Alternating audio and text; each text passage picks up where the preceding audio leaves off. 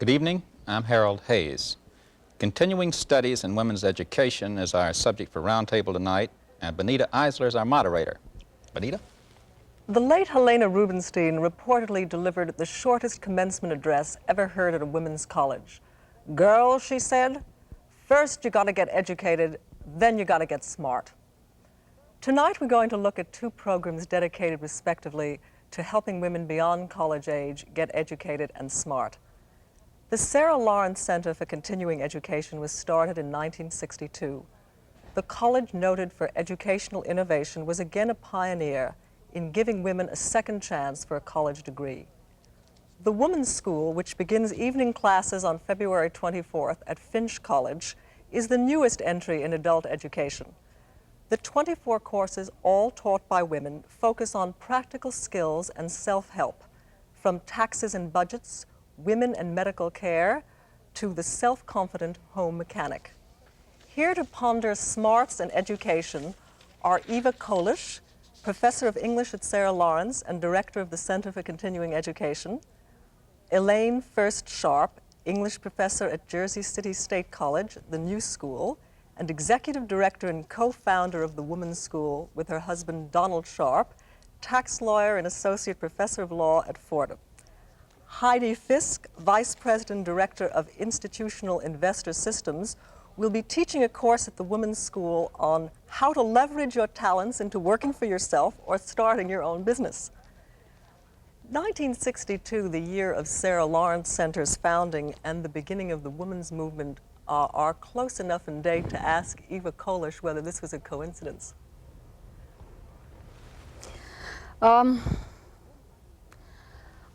I think that the women's movement, as we know it sort of in the large and political sense, really started several years later.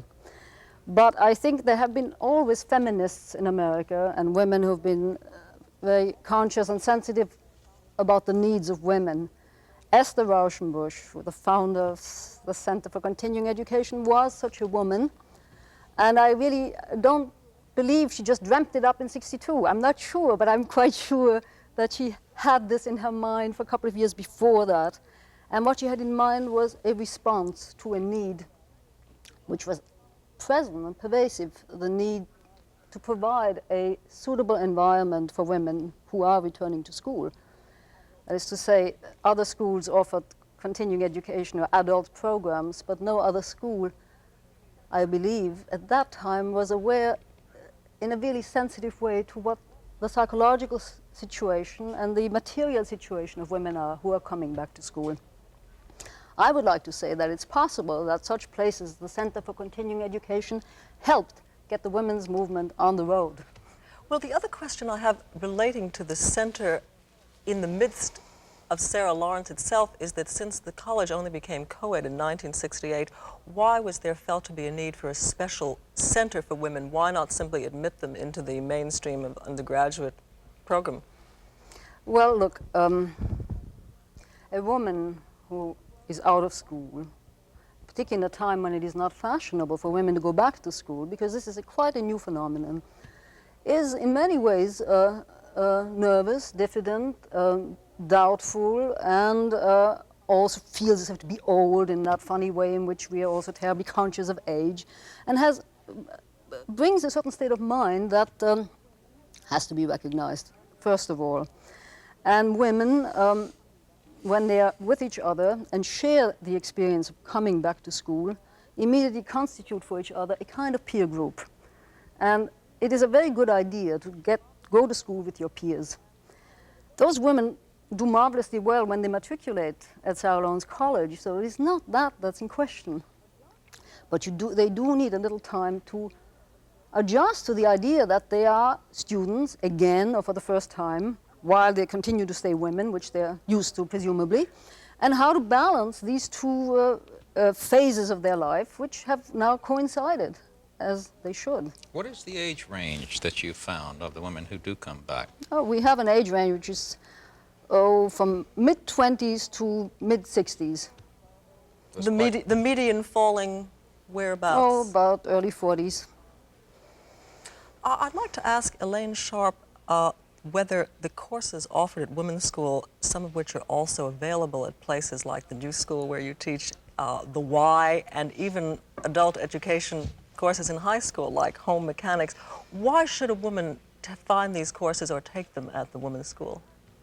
Well, I had done a survey over a number of years, and we found that one or two of these courses are indeed offered. The Y has a sampling of 3 or 4, and a number of the colleges, the New School has a number of them, maybe 10 or 12. But we wanted one center that in a constantly revolving curriculum would meet the needs of women. And we have, you know, in mind hundreds and hundreds of these offerings over a period of time. There just was no one center that was offering them all. And that's where ours arose, to meet that particular need. Donald Sharpe, what was your role in the genesis of the women's school? Well, let me say at the outset that Elaine was the genesis of the women's school. I was merely formed from her rib. I'm only happy to contribute whatever I can by way of financial and legal advice to the women's school. I have background, of course my background is in law and taxes, and of course philosophically I agree completely with the women's school. It's not an anti-male concept at all. From my point of view, a person who is happy and adjusted, I like to be with people who are happy and adjusted, and I feel that the women's school serves a great need for women today who have perhaps had their consciousness expanded through the women's movement, but are now left to wonder what they can do about it in a very practical way, so that I feel this school meets that need. And from the response that we've been getting the past month or two, there definitely is a need out there, and I'm very happy to be able to contribute whatever I can. Do you see the women's school, both from its registration thus far and from your generating ideas, as aimed towards the housewife or towards a working woman? As the classes are evening, it would be appropriate to both, but did you plan as wide a spectrum as possible? We really want as wide a spectrum as possible. What we started out with, we wanted to reach women of all ages and home and at work, and we wanted classes in the day. I wanted that very much in the beginning, and we wanted free childcare. But we couldn't because of space problems, and so we have a night curriculum, but that's not our ultimate aim, and it is we're getting many, many calls from suburban women who say, but I just can't come at night, and so our ultimate aim is to have day and evening classes. What is your enrollment? Well, we're getting, we have another 3 weeks to go.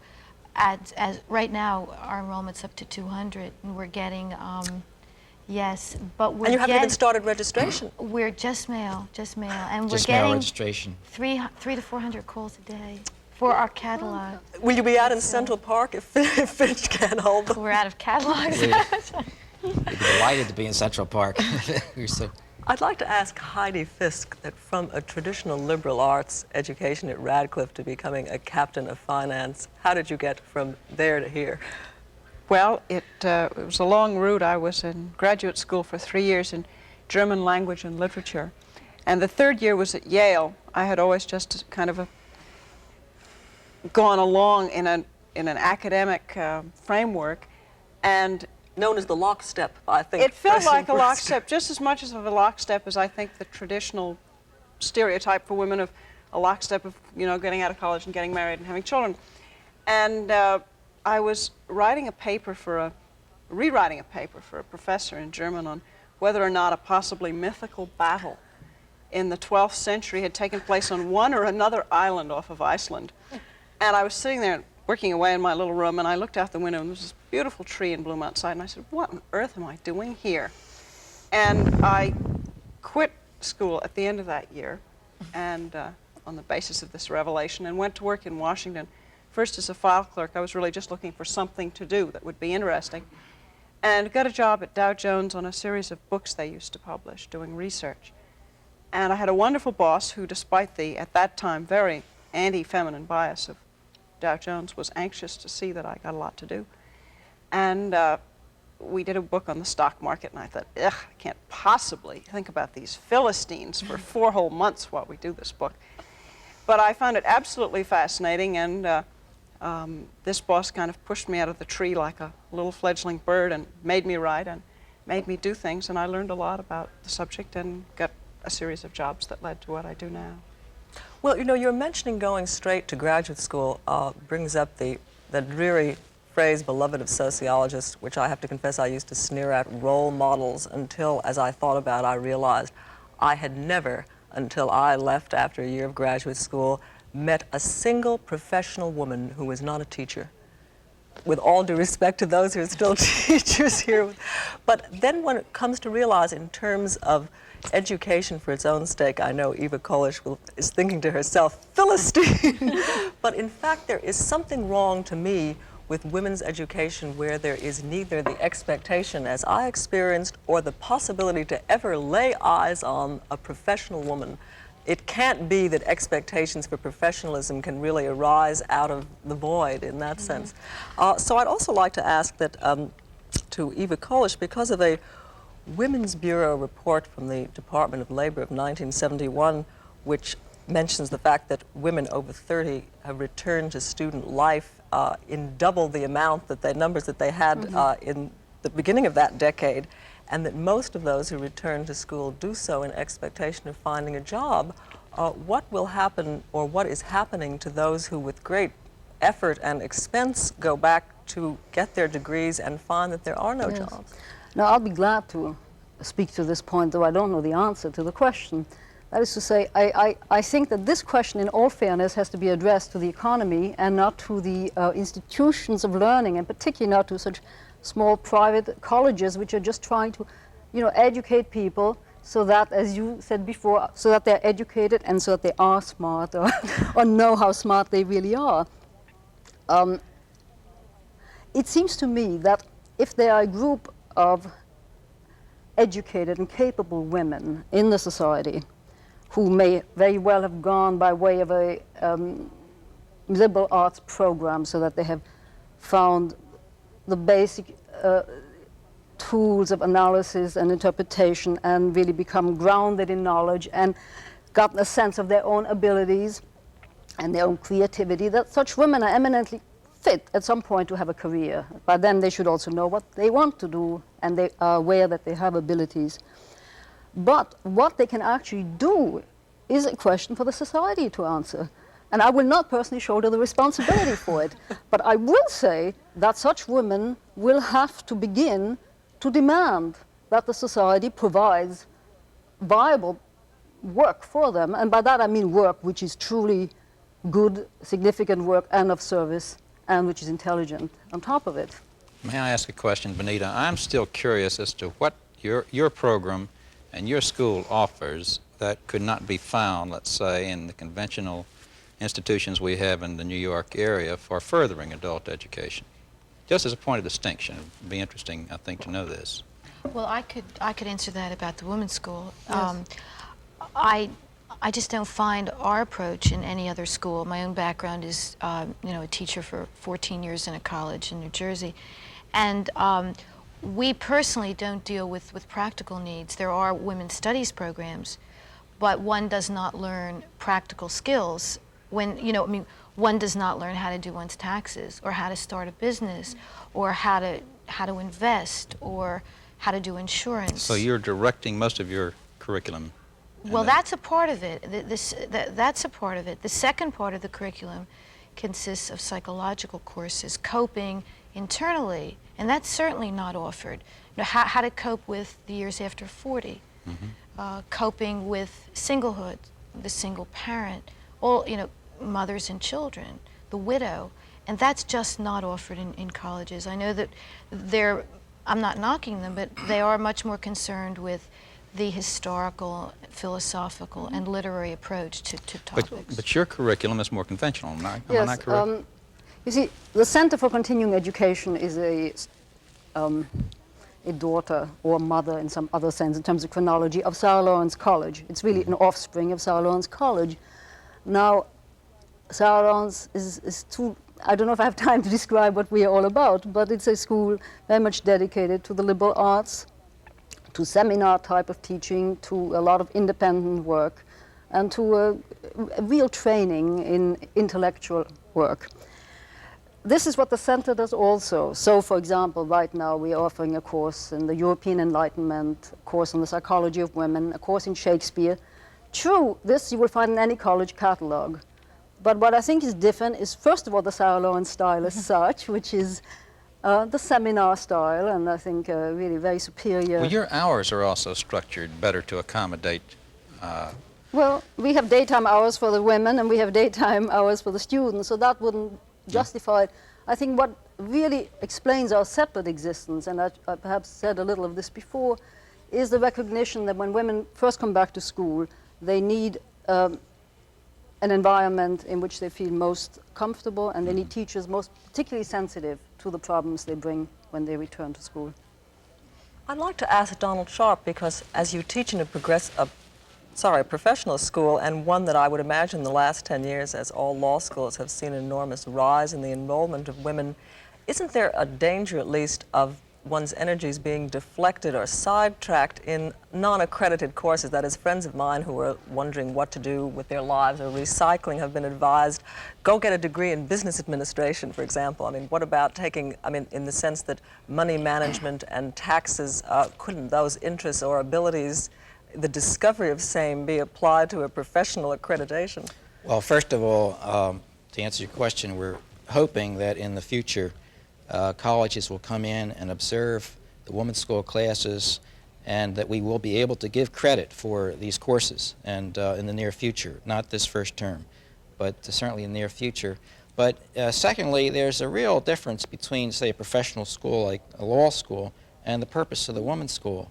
The women's school is not necessarily to get women back into the job market, although that certain courses are geared that way. There are a lot of life situations that occur that have nothing to do with the job market. For example, widowhood, or being single, or adolescence. So that the giving of credit is not as essential there, of course, as it would be in a professional school. I'd also like to ask about another more melancholy report of the same year of 1971, which mentioned in terms of the course you're teaching, Heidi Fisk, starting your own business, that women and male ghetto blacks have the same degree of difficulty in obtaining funding for starting their own businesses. How would you get around that as far as women who've come into the course expecting that the skills will enable them to do so, and if there's no money with which to start a business? Well, I happen to know a lot of women who have their own businesses and who have found money. Several of them have basically nonprofit businesses and have money from foundation grants and so forth. But I think that I don't think there's any general rule. I suspect that a lot of the businesses that women want to start are not ones that have very high capital requirements, especially if it's something that springs out of a craft or a skill that's being exercised in daily life by a housewife, like, say, a catering business or some kind of service business. It's really her own talents. I think it's tough for anybody, white or black, man or woman, to raise money for any business now. And that's not going to be easy for any of my entrepreneurs. May I answer to that also? Elaine, sure. Yes, I love Heidi's course. I think it's a tremendously important course because over the years, as jobs have gotten scarcer and scarcer, and more women were being pushed out of the home or made to feel that they had to leave the home, they were coming into a market, a job market, where there were no jobs. And for many years I was very concerned about this because there were many discontented women, and I kept saying, what's to be done? You know, with huge numbers flooding the job market. And I concluded that the answer for some might be to start their own businesses. And when Heidi and I were speaking about it, she said, it doesn't have to be mammoth. Mm-hmm. It can, and Heidi wrote that phrase in the catalog that said, it could be as small as you, one person utilizing the talents that you've used in your home. And I just find that incredibly important. Women are terrified of striking out on their own. And it doesn't have to be awesome. And I really think that this is one answer to the whole future and one answer to the future job problem. In a sense, return to cottage industry, what you can do with your own overhead. Courage to go out and start your own. I think one terrific business that someone could start, a woman in the home could start, would be a business that would serve somebody like you, Benita, or me. Tell me. No, it would serve us, not that you or I would do, but I think a really good housewife is just a repository of all kinds of skills and knowledge that would be tremendously useful to the harried executive, male or female, who doesn't have a wife and doesn't have time to do things for him or herself. And I suspect that if, you know, a housewife who really knew who a good plumber was and would sit there and watch your windows being washed and make sure the guy was honest and stuff, would do that kind of sort of all-around service for executives who just can't afford to come home in the middle of the day, that somebody like me, for whom time is more important than money, would pay a lot of money for that. And that would cost you nothing more than a small ad and some indication of your reliability. And it would use exactly the skills you use in making a home for yourself as a housewife.